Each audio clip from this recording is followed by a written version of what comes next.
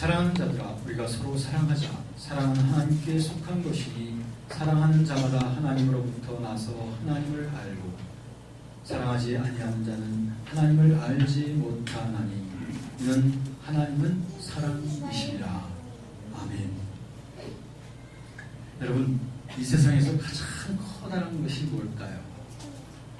저는 분명히 담대하게 말할 수 있는 그것은 바로 우리를 향하신 하나님의 사랑. 이 세상에 이거보다 더 큰 것은 없으리라고 생각해요. 우리가 가장 이 세상에서 커다랗고 귀한 이 하나님의 사랑에 의하여 우리가 만족하게 될 때는 우리들은 정말로 행복한 사람들이 되어집니다.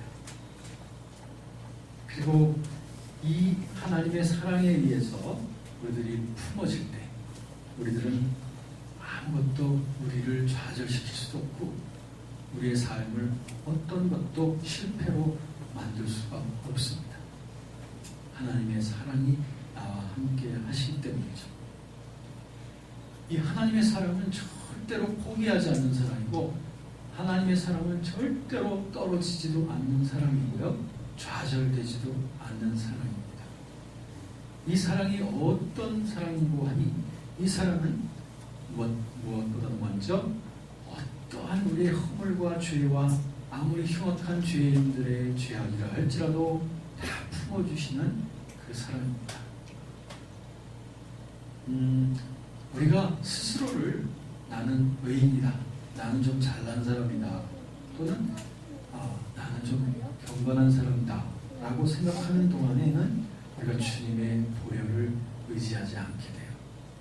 그렇지만 내 속에 흉한 것이 가득하구나, 나는 본질적으로 죄인이구나 라고 하는 것을 깨닫게 될 때 그때 우리들은 주님의 보혈의 은혜를 의지하게 되는 것이죠. 여기에 계신 우리 모든 분들은 하나님의 그 사랑의 넓이와 깊이와 높이를 경험해 가시는 분들이거든요. 그것을 경험해 간다는 것은 무엇이냐면 나 자신이 하나님의 은혜가 없이는 도저히 구제받을 수 없는 인간이구나 하는 것을 점점 더욱더 깊이 깨달아가는 것이 아닐까 생각합니다.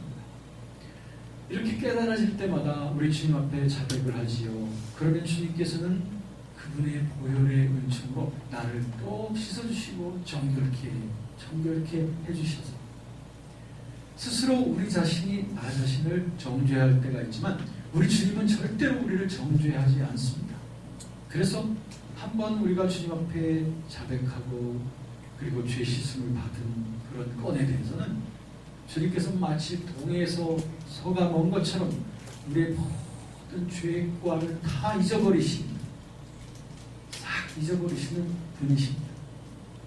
우리의 죄가 아무리 붉을지라도 흰 눈같이 희게 해주시는 것이고 또 우리가 아무리 더물지라도 양털같이 그렇게 깨끗게 희게 해주시는 분, 바로 우리 주님의 사랑인 줄로 믿습니다.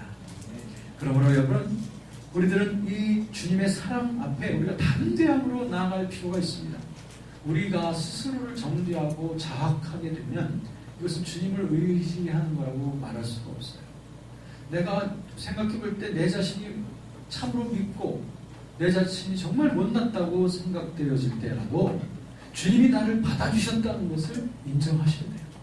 주님이 나를 품어주시고 나의 모든 허물을 다 밝혀주시면서 너는 내가 사랑하는 딸이야, 내가 사랑하는 아들이야 라고 고백하시는데 왜 우리가 우리 자신을 정죄할 수 있단 말입니까? 이것이 바로 하나님의 사랑입니다. 하나님의 사랑은 의인되고 잘난 사람들을 찾아오셔서 사랑하신 것이 아니라 원수되었던 우리들, 죄 때문에 원수되었던 우리들을 사랑하신 것이 바로 하나님의 사랑입니다. 원수조차도 사랑하신 그 하나님의 사랑이니 우리가 주님 앞에 나아가기로 힘쓸 때 하나님은 얼마나 더 기쁘게 우리를 받으시겠습니까? 여러분 가운데 혹시 자기 자신을 자학하고 계속 정죄하면서 그렇게 살아가시는 분이 계시다면 이 시간 이 말씀을 주님의 말씀, 주님의 음성을 들으시고 나 자신을 자유롭게 하십시오. 주님의 보혈 때문에 나는 의인이 되었다.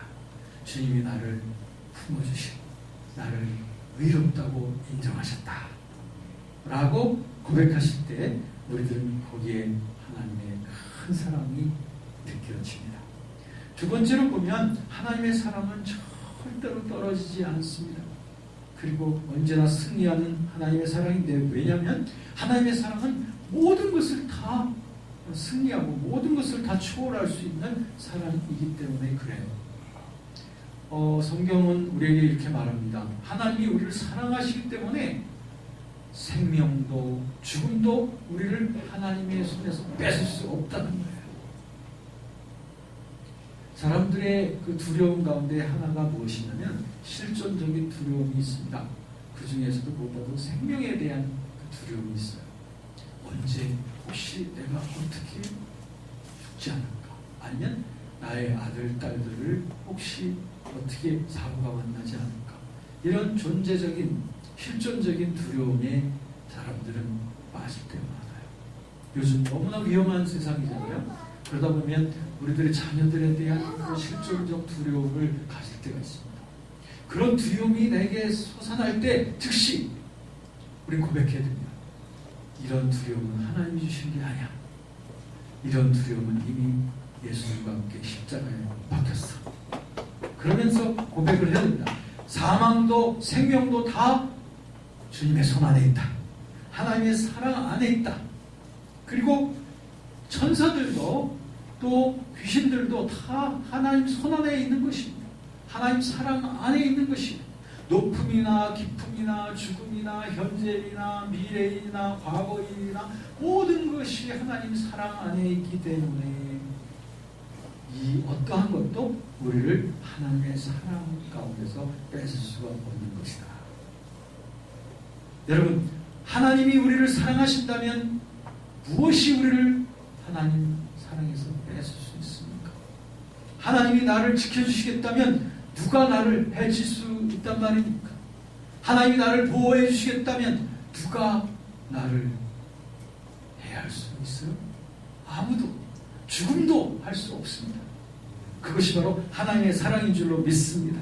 그러므로 우리는 외칩니다. 내게 능력 주시는 자 안에서 내가 모든 것을 할 수 있다고 말입니다. 하나님의 사랑 안에서 우리는 담대하게 아버지 되신 하나님의 사랑 안에서 우리들은 무엇이든지 할 수 있습니다. 세 번째로 하나님의 사랑은 결코 패하지도 않고 쓰러지지도 않습니다. 왜냐하면 하나님의 사랑은 한시적인 것이 아니라 영원한 것입니다. 영원한 것입니다. 여러분, 잠언 말씀에 보면 고운 것도 헛되고 그리고 아름다운 것도 다 헛되고 고운 것도 거짓되다고 그랬습니다. 그런데 여호와를 경외하는 여인은 사람들 앞에 칭찬을 받을 것이라고 했습니다. 여러분, 고운 것도 다 헛된 것이다. Charm is deceptive. 그렇게 되어 있죠. 그러니까 귀여운 것도 다 속이는 거라는 거예요. Beauty is fleeting. 아름다움이라는 것도 다 지나가는 것이라. 여러분이 혹시 고우세요? 고운 것도 속이는 거예요. 혹시 아름다우세요? 아름다운 것도 지나가는 것입니다. 여러분의 지식도 여러분 스스로 뭐 아름답고 곱다고 막 서로 킥킥대고 그러시네요. 네, 착각은 자유예요. 네, 그렇습니다. 이런 우리의 재물도 그렇습니다. 우리의 소유도 이것도 영원한 것이 아닙니다. 물질이라는 것도 내게 들어왔다가 또 흩어지기도 합니다. 지식도 그렇습니다. 명예도 그렇습니다. 이 세상에 우리가 소중하게 여기고 있는 많은 것들이 영원한 것이 아니라고 하는 거예요. 영원한 것이 아니기 때문에 있을 때는 그것 때문에 만족하지만 내게서 떠나갈 때는 얼마나 허전해지고 그것 때문에 아프고 그것 때문에 허전하고 슬퍼지는 거예요. 결국 나를 참으로 행복해 주게 하지 못하는 거예요. 왜? 그들은 영원한 것이 아니기 때문에 그렇습니다. 그러나 하나님의 사랑은 영원한 것입니다. 믿음, 소망, 사랑, 이 세 가지가 우리가 세상 살 동안 꼭 있어야 될 것이지만 그 중에 제일은 사랑이라고 했습니다. 이 사랑은 이 현세와 앞으로 내세에 이르기까지 계속적으로 증진되어져 가고 더 깊어지고 더 풍성해져 가야 될 것이 하나님을 향한 사랑입니다. 여러분, 저와 여러분들은 하나님의 사랑 때문에 지금 이 자리에 있는 분들이고 하나님의 사랑 때문에 지금 하나님을 예배하고 있는 자들입니다.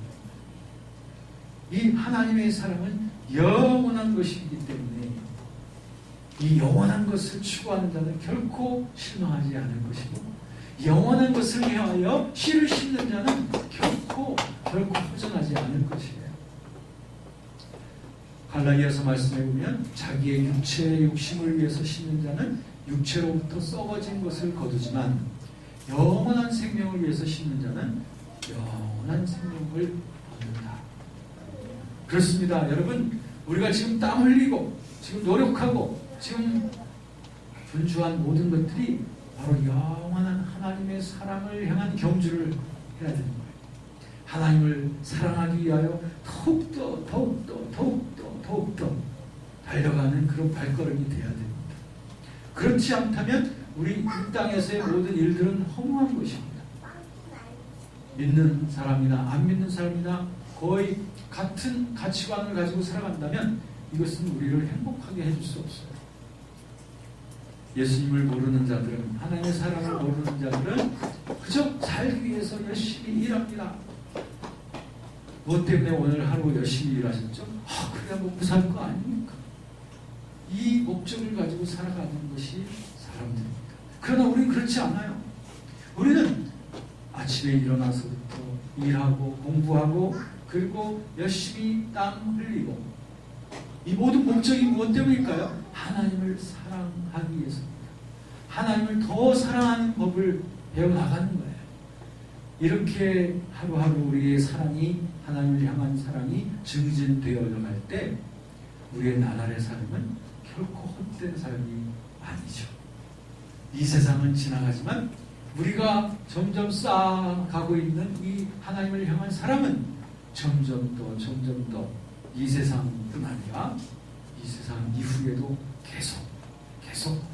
계속 되어질 이 영원한 것을 향해서 우리는 심는 사람들. 여러분, 사슴이 시냇물을 찾을 때 너무너무 목말라서 시냇물에 와서 펄컥펄컥하고 물을 마시는 그 모습을 생각해 보십시오. 얼마나 그 물이 달겠습니까? 그런데 그러한 갈급함을 가지고 은혜를 사모하라는 거예요. 그런 갈급함을 가지고 하나님의 뜻을 추구하라는 거예요. 어떤 여학생이 10대 여학생이 저에게 그런 질문을 했어요. 목사님, 저는 뭔가 자꾸 하루하루의 삶에 의미가 없어지는 것 같아요. 이제 열심히 공부도 하고 또 수능도 치르고 등등등등 하지만 뭔가 하루의 삶이 자꾸 의미가 없는 것 같아요. 왜 그럴까요? 하고서 이런 질문이 왔습니다. 그때 제가 답을 했죠. 우리를 정말로 배고프지 않게 해줄 수 있고 목마르지 않게 할 수 있는 것은 하나님의 뜻을 찾는 것이다. 하나님의 뜻을 찾기를 마치 배고픈 사람이 음식을 먹듯이 또 하나님의 나라를 위하여 사는 그 목표를 마치 목마른 사람이 물을 마시듯이 그런 심정으로 그 나라와 그 뜻을 추구하며 나갈 때에는 절대로 목마르지 않다라고 그렇게 답변했습니다. 여러분, 사슴처럼 그렇게 물을 찾는 사슴처럼 하나님의 나라와 하나님이 기뻐하시는 그 뜻을 향하여 그 음식을 찾듯이 음료를 찾듯이 그런 갈급한 마음으로 그분의 뜻을 충족시켜드리기 위하여 살아보십시오. 그리고 그분의 나라를 확장하기 위하여 살아가는 것을 내 뜻을 삼으십시오. 그러면 영원히 목마르지 않습니다. 영원히 배고프지 않습니다. 영원히 나를 주눅들지 못하게 하는 세계관을 가지고 우리는 힘있게, 넉넉하게, 담대하게 그렇게 살아갈 수 있습니다. 여러분, 때로는 우리가 고나고 때로는 우리가 피곤함을 느끼는 것이 왜 그럴까요? 그것은 우리가 하나님 나라와 이 뜻을 찾는 그 삶에서 잠시 머뭇거리고 있기 때문에 우리는 세상의 것들 때문에 목마른 거예요. 세상의 것들 때문에 우리들은 배고픈 겁니다. 여러분을 채울 수 있는 하나님의 나라, 여러분을 진정으로 만족시킬 수 있는 하나님의 뜻, 그분을 구하십시오. 그분을 사랑하기를, 더욱더 사랑하기를 힘쓰십시오.